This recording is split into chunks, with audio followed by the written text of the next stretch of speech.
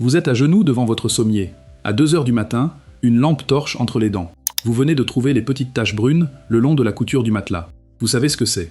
Tout le monde vous dit la même chose. Appelez un exterminateur, comptez entre 300 et 600 € pour un traitement complet de studio et priez pour que ça marche du premier coup. Il existe une poudre blanche, presque invisible, qui coûte environ 6 € le kilo en magasin de bricolage ou en jardinerie. Elle n'est pas un poison, elle ne s'évapore pas, ne sent rien, et un insecte ne peut pas devenir résistant à son mode d'action. Elle s'appelle la terre de diatomée. Et une étude scientifique a mesuré qu'elle réduisait jusqu'à 97,6% des populations de punaises de lit dans les conditions testées, un résultat qui dépassait même celui d'un spray chimique de référence dans la même expérience. Ce n'est pas une astuce miracle sortie de nulle part. C'est un produit qui, sous une autre forme, est déjà présent dans votre dentifrice, dans le vin que vous avez peut-être bu ce week-end et dans l'invention la plus explosive du 19e siècle. Et voici comment une poussière fossile, vieille de plusieurs millions d'années, est devenue l'une des armes les plus étudiées contre les nuisibles domestiques. Commençons par ce que cette poudre n'est pas. Ce n'est pas un poison au sens classique. Un insecticide chimique agit en général sur le système nerveux de l'insecte, un peu comme un médicament agit sur un organe précis. Et comme pour un médicament, une population d'insectes peut développer une résistance génétique avec le temps, exactement comme des bactéries développent une résistance aux antibiotiques. La terre de diatomée, elle, ne fait rien de chimique. Elle est composée des squelettes fossilisés de microalgues unicellulaires appelées diatomées, qui vivaient dans des lacs et des océans il y a des millions d'années. Ces squelettes sont faits de silice, la même matière que le verre, et une fois broyés en poudre, ils forment des particules microscopiques aux arêtes tranchantes. Imaginez du verre pilé à une échelle 1000 fois plus petite qu'un grain de sable. Quand un insecte comme une punaise de lit traverse cette poudre, les particules abrasives endommagent sa carapace externe, ce qu'on appelle la cuticule. Cette cuticule est justement ce qui empêche normalement l'insecte de se dessécher, un peu comme la peau empêche le corps humain de perdre toute son eau.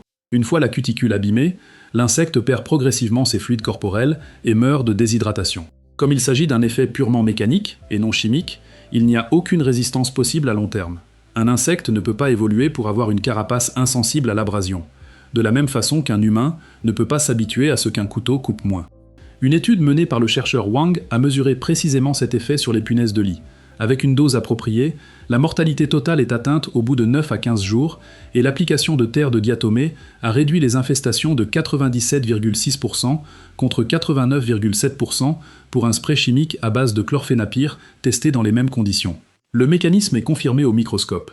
La substance colle à la cuticule et provoque une déshydratation progressive de l'insecte. Un détail important, et c'est là que la nuance compte, ce n'est pas instantané. Contrairement à un spray qui tue en quelques minutes, la terre de diatomée agit sur plusieurs jours. Ce n'est pas un défaut caché, c'est simplement la nature du mécanisme physique. Un exterminateur professionnel vous dira la même chose. Contrairement à beaucoup d'astuces qu'on vous présente comme des secrets de civilisations anciennes étouffés par une industrie, je dois être honnête avec vous, ce n'est pas le cas ici, et je préfère vous le dire plutôt que d'inventer une histoire plus vendeuse. La diatomite, la roche dont est extraite la terre de diatomée, s'est formée sur des millions d'années par l'accumulation de ces squelettes de diatomée au fond de lacs et de mers aujourd'hui asséchés. La France est d'ailleurs le deuxième producteur mondial de diatomite, grâce à des gisements situés en Auvergne. Son premier usage industriel documenté remonte à 1867.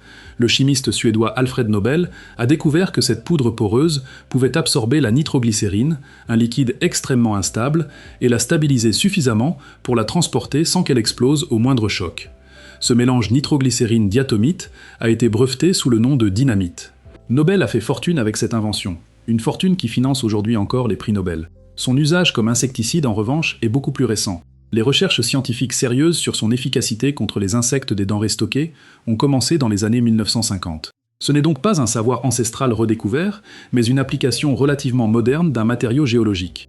Maintenant, si vous pensez que ça ne s'applique qu'aux professionnels, restez avec moi. Voici comment l'utiliser chez vous, avec les précautions qui comptent vraiment. Premièrement, achetez uniquement de la terre de diatomée amorphe et non calcinée, souvent vendue comme qualité alimentaire ou food grade. C'est celle qui est sans danger pour un usage domestique. Elle coûte généralement entre 5 et 8 € le kilo, ce qui suffit largement pour traiter un appartement entier. Deuxièmement, l'application. Saupoudrez une fine couche, presque invisible, le long des plinthes, dans les fissures, sous le sommier, le long des coutures du matelas et dans les prises électriques si vous avez une infestation de punaises de lit. Une poudreuse manuelle à faible débit permet une application plus précise et évite d'en respirer. Troisièmement, le piège à éviter absolument. L'humidité. Ce produit agit uniquement à sec. Dans une salle de bain, Une cuisine humide, ou pendant une saison humide, son efficacité chute fortement, voire s'annule complètement si la poudre est mouillée ou absorbe trop d'humidité ambiante. Si vous vivez dans une région humide, il faudra renouveler l'application plus souvent et éviter de l'utiliser dans les zones qui prennent l'eau. Quatrièmement, la patience. Ne vous attendez pas à un effet en une nuit. Comptez entre 1 et 2 semaines pour voir une baisse significative de l'activité des nuisibles, le temps que le mécanisme de déshydratation fasse effet sur l'ensemble de la population, y compris les individus qui n'étaient pas visibles au moment du traitement. Cinquièmement, la protection personnelle. Même si le produit est classé non toxique par ingestion ou contact, il est recommandé de porter un masque simple lors de l'application en intérieur, pour éviter d'inhaler la poussière fine, qui peut irriter les voies respiratoires à court terme.